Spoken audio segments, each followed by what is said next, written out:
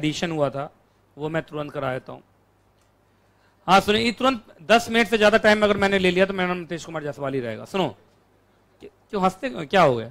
ऐसे तो बोलते हैं ना लोग, ऐसे तो डायलॉग बोलते हैं। अच्छा ऐसे नहीं बोलते हैं, क्या बोलते हैं? नहीं रहेगा, अच्छा ठीक है, चलो कोई बात नहीं।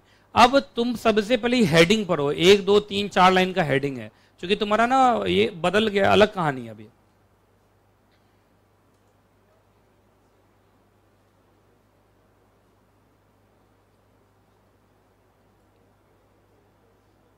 इन्होंने इक्विटी की लिस्टिंग कराई है या अदर की लिस्टिंग है? आप मुझे बस इतना बताओ कि इसको शॉर्ट में क्या लिखें। क्या मैं इसको बोल सकता हूं नॉन इक्विटी लिस्टेड? कैसे पता चला नॉन इक्विटी है? ये कौन सी कंपनी है? Non equity listed company. कैसे पता चला तुम्हें नॉन इक्विटी है? एक तो सुनो, एक तो ये है नॉन कन्वर्टेबल डेट सिक्योरिटी, मतलब नॉन कन्वर्टेबल मतलब ये इक्विटी शेयर में कन्वर्ट नहीं होगा, तो ये प्योर डेट हो गया। अरे प्योर डेट नहीं हो गया, ये हो गया प्योर डेट। अच्छा दूसरा non convertible redeemable preference shares, तो ये भी तुम्हारा प्योर प्रेफरेंस शेयर हो गया, मतलब ये भी किस में कन्वर्ट नहीं होगा?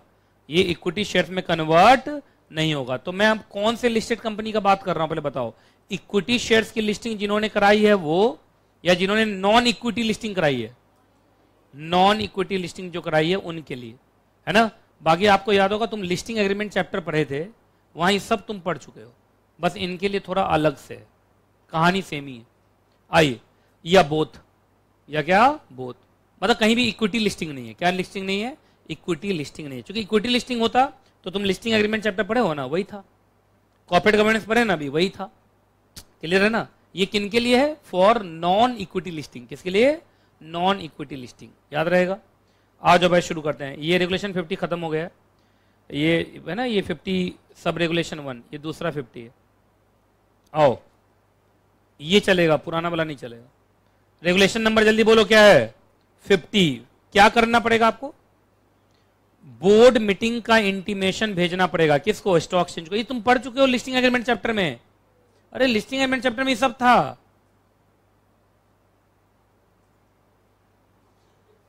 अरे ये लिस्टिंग एग्रीमेंट चैप्टर में ये है पूरा।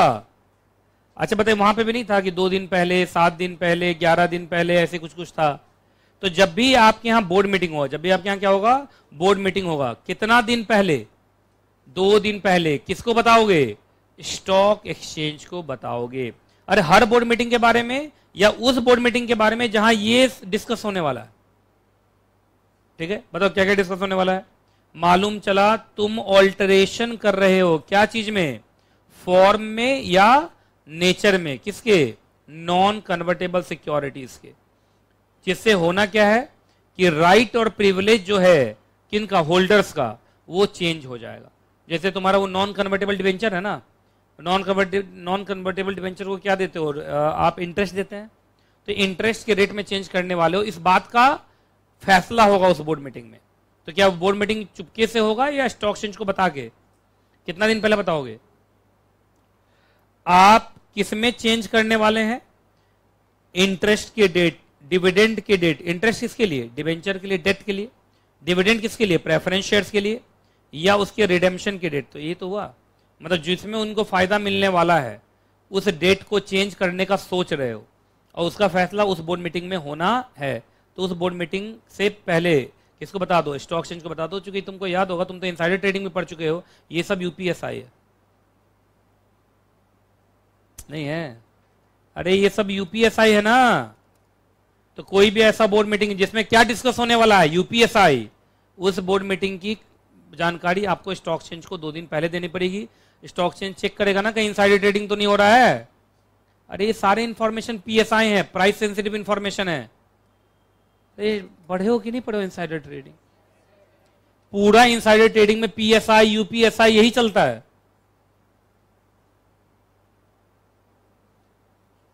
कंप्यूटर में नहीं लगता यूपीएस, जो लगता है कि लाइट चली जाए तो यूपीएस से चलता है, वही है ना ये। यूपीएसआई का full form unpublished price sensitive information. तो किसी भी बोर्ड मीटिंग में यूपीएसआई डिस्कस होने वाला है तो तुमको मालूम है यूपीएसआई जहां डिस्कस होता है वहीं इनसाइडर ट्रेडिंग होता है, क्योंकि अभी तक वो अनपब्लिश है, ऊपर से प्राइस सेंसिटिव है। जिस दिन वो मार्केट में खबर आएगा उस दिन शेयर का दाम पर असर आ जाएगा, चाहे नीचे जाएगा शेयर या ऊपर जाएगा। तो क्या आपको मालूम है लेवल प्लेइंग फील्ड बने, इसलिए स्टॉक एक्सचेंज कहता है पहले से बता कर रखो सबको। आपको मालूम है इनसाइडर ट्रेडिंग को रोकने का सबसे अच्छा तरीका क्या होता है? सबको मालूम रहे। सबको मालूम रहेगा तो इनसाइडर ट्रेडिंग होगा ही नहीं, लेकिन कुछ लोगों को मालूम रहेगा तो इनसाइडर ट्रेडिंग होगा। इनसाइडर बनाओगे क्यों? सबको लेवल प्लेइंग फील्ड पे रखो। पढ़ाया तुम लोगों को इनसाइडर ट्रेडिंग चैप्टर में? अरे इनसाइडर ट्रेडिंग चैप्टर बड़ा शानदार चैप्टर है, जो बच्चा पढ़ा होगा उसको बड़ा मजा आया होगा। आइए अगला। बाकी हाँ कुछ बच्चे ऐसे होते हैं जो कहते हैं सर हमें पढ़ने में ही मजा नहीं आता है ना। एक बार नहीं बताया था तुम लोगों को कि एक बच्चे को मैंने बोला जब पढ़ने का मन करे तो आप पढ़िए, देखिए आपको कितना मजा आएगा। कहेगा कभी भी पढ़ने का मन ना करे तो मैंने कहा तुम पढ़ाई छोड़ दो। चलो तीसरे नंबर पे क्या डिस्कस करने वाले उस बोर्ड मीटिंग में? क्या डिस्कस करने वाले उस बोर्ड मीटिंग में? और कुछ भी डिस्कस करने वाले हैं, लेकिन उससे होना क्या है? क्या अफेक्ट होने वाला है बेचारों का? राइट एंड इंटरेस्ट किसका? वही होल्डर। होल्डर का मतलब सर बल्ब लगाने वाला होल्डर, शेयर होल्डर वर्ड नहीं भाई, प्रेफरेंस शेयर होल्डर या डिबेंचर होल्डर, यही सब ना। अरे नॉन इक्विटी की बात कर रहे हैं ना यार, भूल भाल जाता है ये लोग। चलो अब आ जाओ फाइनेंशियल रिजल्ट, बस खत्म पे। फाइनेंशियल रिजल्ट ये तुम लोगों को पढ़ा चुका हूं, बताओ तो ये किससे मैच करता है? Quarterly financial result, unaudited quarterly financial result तुम लोगों को पढ़ाया था। हर क्वार्टर खत्म होने के 45 दिन के अंदर और लास्ट वाले क्वार्टर में 60 दिन का टाइम देता है। ये भूल भाल के तैयार है तो मैं क्या ही कहूँ। तुम बताओ, चलो बताओ लिस्टिंग एग्रीमेंट में बताओ कौन सा रेगुलेशन है? रेगुलेशन 33 है ना, तो सेम एज लिखो यहाँ। तुम लोग को बोला नहीं था कि ये सब पढ़ा चुका हूं तुम लोग को, रेगुलेशन 33। तो बताइए अगर इक्विटी लिस्टिंग है तो कौन सा रेगुलेशन लगता है उन पर? 33। और अगर ये नॉन इक्विटी लिस्टिंग है तो कहानी सेम है पर कौन सा लगेगा? 52। ये समझ में आया? अब मैं ये नहीं पढ़ा रहा हूं ना, ये सब पढ़ा चुका हूं तुम लोग को बड़े अच्छे से। लिस्टिंग एग्रीमेंट में रेगुलेशन नंबर 33 पढ़े हो। 3 क्वार्टर की कहानी अलग होती है और लास्ट वाले क्वार्टर की कहानी अलग होती है, याद है? कुछ बच्चा जो पहले नहीं पढ़ा होगा, हाँ होगा, देखना पड़ेगा। नहीं अच्छा, कितने बच्चों का पिछला चैप्टर नहीं हुआ? सच में बताओ, लिस्टिंग एग्रीमेंट कितनों का नहीं हुआ है? तो क्या सुन रहे हो? तुम लोग को याद होगा जब मैंने बोला था कि कॉर्पोरेट गवर्नेंस चैप्टर जब स्टार्ट किया पिछली क्लास में, तो मैंने बोला था लिस्टिंग एग्रीमेंट का ही एक्सटेंशन है। याद है? पहला ओपनिंग लैंग्वेज ही मेरा यही था। हालांकि सर दम देखिए हम में, आपके दूसरे क्लास में भी आए और बिना उसको पढ़े हुए आए सर। यूट्यूब पे है भी वो क्लास, लिस्टिंग वाली क्लास है या नहीं है अभी? तो तुम लोग कहां से किए हो? लिस्टिंग कहां से किए हो अभी तुरंत? है ना? एक्चुअली जो शर्म फील हो रहा ना तुम लोग को, कुछ ही देर होगा, ब्रेक कंप्लीट, जहां मैं ब्रेक दूंगा और खत्म कहानी, अगले चैप्टर पर ध्यान देंगे। चलो कोई बात नहीं, करो मौज करो। आ जाओ। डिस्क्लोजर ऑफ, तुम्हारे में सिक्योरिटी कवर ही वर्ड है ना, जो कि चेंज हो गया था, पहले एसेट कवर वर्ड आता था, अब क्या आता है? Security cover. सुनिए इधर, सबसे पहले ये डेट वाला केस है। आपको याद है डेट सिक्योर्ड डेट होता है? अरे सिक्योर्ड डेट नहीं होता यार। अच्छा तुमको डिबेंचर चैप्टर पढ़ाया हुआ बचपन में, डिबेंचर में जब आप सिक्योरिटी देते हो तो वहां बनता है डिबेंचर ट्रस्टी बनता है, डिबेंचर ट्रस्ट डीड बनता है। तो जो आप सिक्योरिटी देते हैं, क्या सिर्फ डिबेंचर के फेस वैल्यू को सिक्योर किया जाता है या इंटरेस्ट को भी सिक्योर किया जाता है? तो मान लो डिबेंचर प्लस इंटरेस्ट मिला के अगले 10 साल का वो 20,000 करोड़ बन रहा है, तो जो बिल्डिंग तुम मॉर्गेज करोगे उसकी वैल्यू कितनी होनी चाहिए? 20,000 करोड़ या उससे ज्यादा ही होनी चाहिए। तो वही उसी बात का है। तो देखिए यहां लिखा हुआ है, लिस्टेड एंटिटी को डिस्क्लोज करना है स्टॉक एक्सचेंज को। क्या डिस्क्लोज करना है? कि कौन सी सिक्योरिटी क्रिएट की गई है और आपका जो सिक्योरिटी क्रिएट की गई है वो कैसी सिक्योरिटी है और कितनी सिक्योरिटी है। एक्सटेंड का मतलब कितनी, नेचर का मतलब कैसी। तो जैसे बोला सर हमने बिल्डिंग दिया है, तो बिल्डिंग हो गया नेचर, कितने का दिया है? तो 20,000 करोड़ का, तो ये हो गया एक्सटेंड। तो ये आपको बताना पड़ेगा। किसको बताना पड़ेगा? स्टॉक एक्सचेंज को बताना पड़ेगा। और ये कब बताएंगे आप? क्वार्टरली भी बताएंगे, हाफ ईयरली बताएंगे, ईयर टू डेट भी बताएंगे और एनुअल भी बताएंगे। मतलब 4 बार बताएंगे। बोलो कैसे कैसे? Quarterly, half yearly, year to date और एनुअली। देखा जाए तो 3 ही बार बताएंगे, क्वार्टरली जब होता है तो ईयर टू डेट पहले क्वार्टर में नहीं होता है, पर दूसरे क्वार्टर में 2 जाता है, दूसरा क्वार्टर और ईयर टू डेट 6 मंथ। तीसरे क्वार्टर में 1 क्वार्टर जाएगा, तीसरा quarter, per year to date जाएगा 9 मंथ। नहीं समझ में आया लोग को? ये समझते हो, ये सब तुम लोग को पढ़ाया हुआ मैंने। तो बताइए, एक होता है क्वार्टरली, एक होता है हाफ ईयरली, एक होता है एनुअली। तो 3 तो ये हो गया, तीनों के साथ क्या जोड़ना? Year to date, year to date, year to date. पहले क्वार्टर में ईयर टू डेट नहीं होगा, क्योंकि पहला क्वार्टर का तो 3 ही महीना निकला, तो ईयर टू डेट भी तो 3 ही महीना है। लेकिन दूसरे क्वार्टर का जब दोगे तो प्लस 3 महीने का दोगे, लेकिन शुरू से तो 6 महीने का दोगे ना। ईयर टू डेट में कितना महीना आ जाएगा? 6। ये समझ में आ रहा है कि नहीं आ रहा, पहले बताओ। चलो, उसके बाद रेटिंग। आपको मालूम होगा जितने भी डेट सिक्योरिटीज होते हैं उसकी क्रेडिट रेटिंग करानी होती है। भूल गया ये लोग। क्रेडिट रेटिंग चैप्टर पढ़े हो? AAA, AA, A, B ऐसे करके आता है ना। आइए, तो याद रखिएगा, जो भी रेटिंग आपने किससे लिया है? क्रेडिट रेटिंग एजेंसी से लिया है, उसको once in a year review करवाना पड़ेगा। किससे? क्रेडिट रेटिंग एजेंसी से। और ये काम ईयरली होना है, एक बार साल में। ये कौन सा रेगुलेशन बोला है? 55 ऑफ सेबी लोडर रेगुलेशन। ये सारे रेगुलेशंस कहाँ के हैं? सेबी लोडर के तो हैं। आगे बढ़े, तो ये सब किसके लिए है बताइए? वही नॉन इक्विटी लिस्टिंग वालों के लिए। चलो, इनको भी अपना एनुअल रिपोर्ट बनाना है 56 में, और जो एनुअल रिपोर्ट बनाएंगे वो सिर्फ अपने शेयर होल्डर्स को देंगे, आरओसी को देंगे, स्टॉक एक्सचेंज को देंगे, सेबी को देंगे, डिबेंचर ट्रस्टी को भी देंगे। क्या क्या दोगे? बोलो।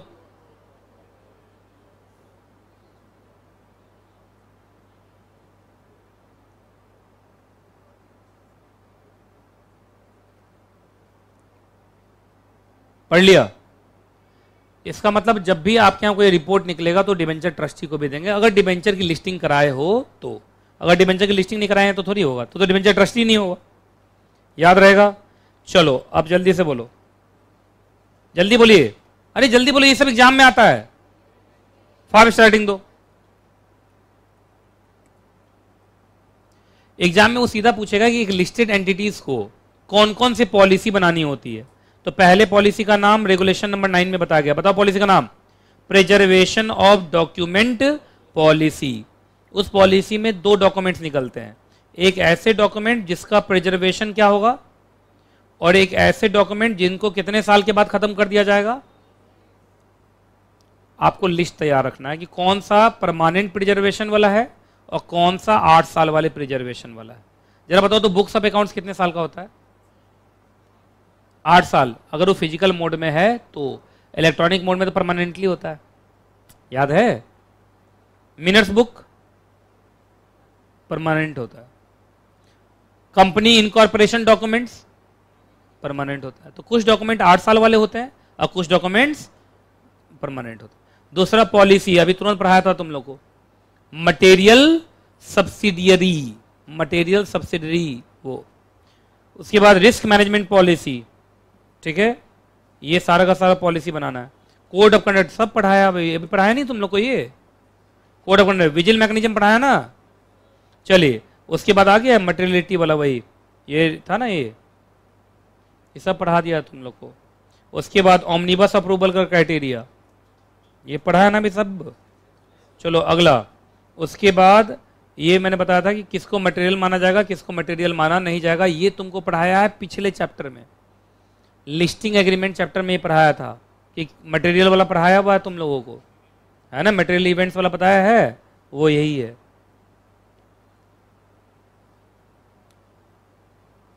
लिस्टिंग एग्रीमेंट में पढ़ाया ना। ठीक, पेज नंबर बता दो ये कोई बच्चा, मटेरियल इवेंट वाला है, पहुंचो पेज नंबर दिखाओ तो।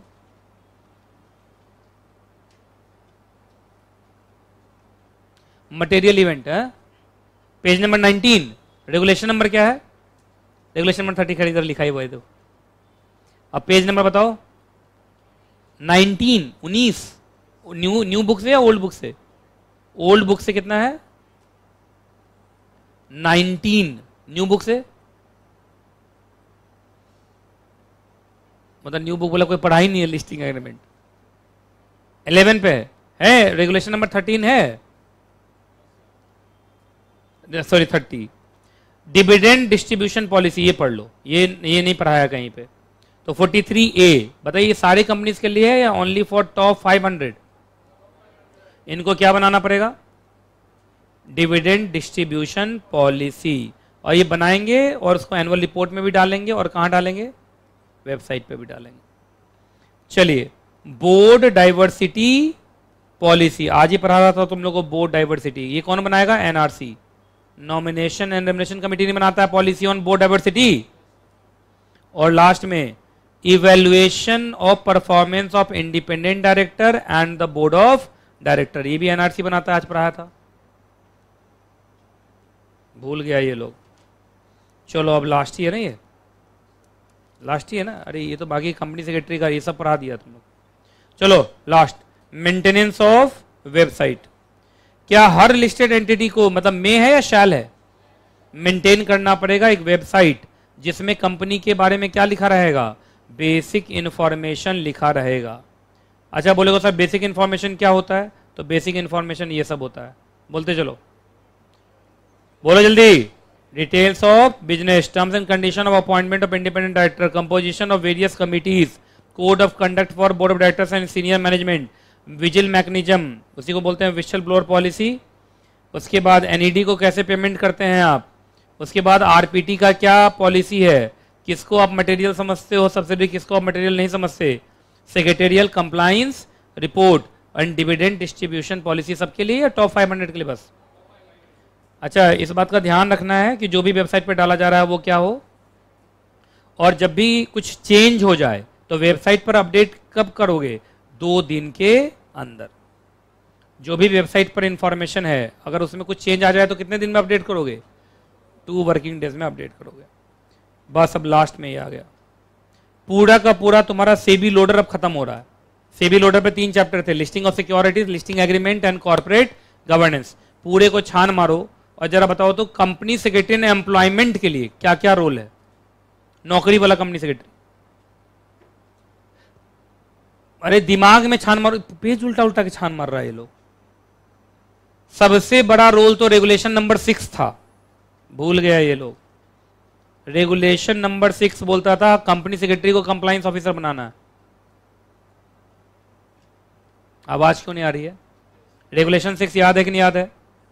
तो सबसे पहले तो ये लो यहां तक हो गया, क्या चाहिए तुम्हारा? बोलो, कंप्लायंस ऑफिसर। तो कंपनी सेक्रेटरी का role as a compliance officer ये पढ़ा चुका हूं। ये कौन सा रेगुलेशन था? रेगुलेशन नंबर 6, याद रहेगा।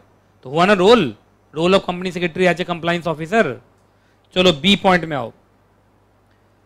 क्या आप देखिए, एक आपको याद होगा अभी तुरंत हमने पढ़ा था कि एक कंप्लायंस सर्टिफिकेट स्टॉक एक्सचेंज को फाइल होता है जिस पर कंप्लायंस ऑफिसर भी साइन करता है और एसटीए भी साइन करता है। ये तुम्हारा रेगुलेशन शुरू में है, रेगुलेशन 7 है, ये पढ़ा दिया तुम लोग को।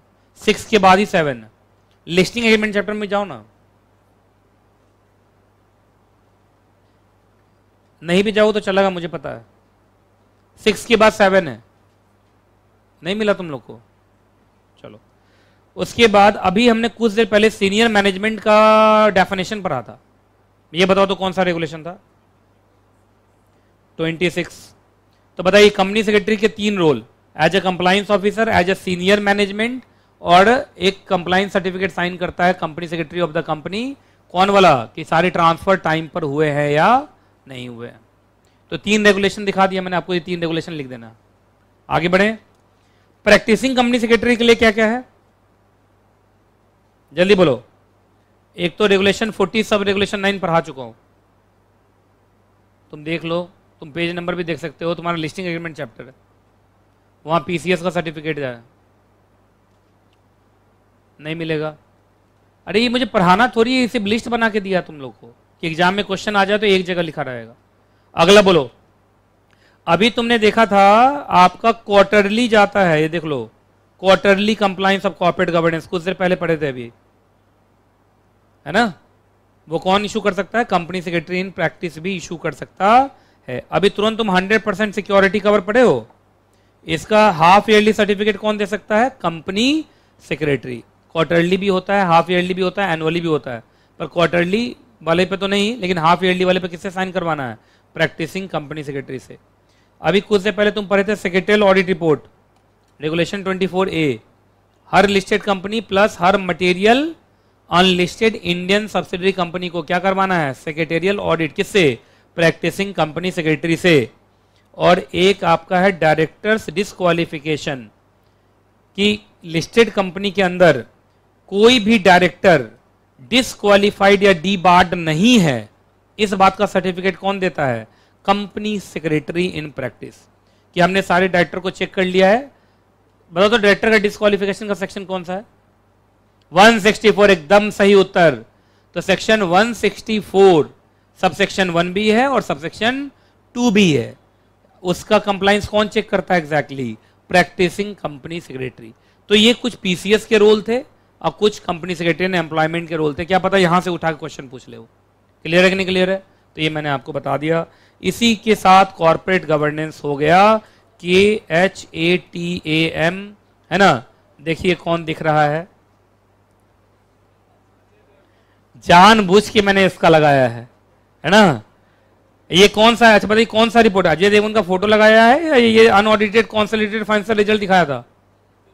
रेगुलेशन नंबर 33, रेगुलेशन नंबर 33 है ना, ये पढ़े हो ना, ये सब देखे हो कि नहीं देखे हो? हाँ देखो वो कौन सा है, डाबर ही है वो भी। अरे वाह क्या बात है, अजय देवगन तो छा गया चारों तरफ, है ना। चलिए खैर ये चैप्टर तो हो गया खत्म। बताओ तो अगला चैप्टर कौन आ रहा है? मुझे लग रहा है पब्लिक इशू अब आने की कोशिश कर रहा होगा। अरे पब्लिक इशू आ गया, ये तो अगला चैप्टर कौन है, पब्लिक इशू। तो पब्लिक इशू ही करना पड़ेगा क्या? यस पब्लिक इशू ही करना पड़ेगा, ठीक है। तो अगली क्लास के लिए हो जाओ तैयार। अच्छा एक काम तुम लोग को बोला था, कर लिया तुम लोगों ने? आप लोगों को अभी छोड़ो, मैं अलग से बताता हूं।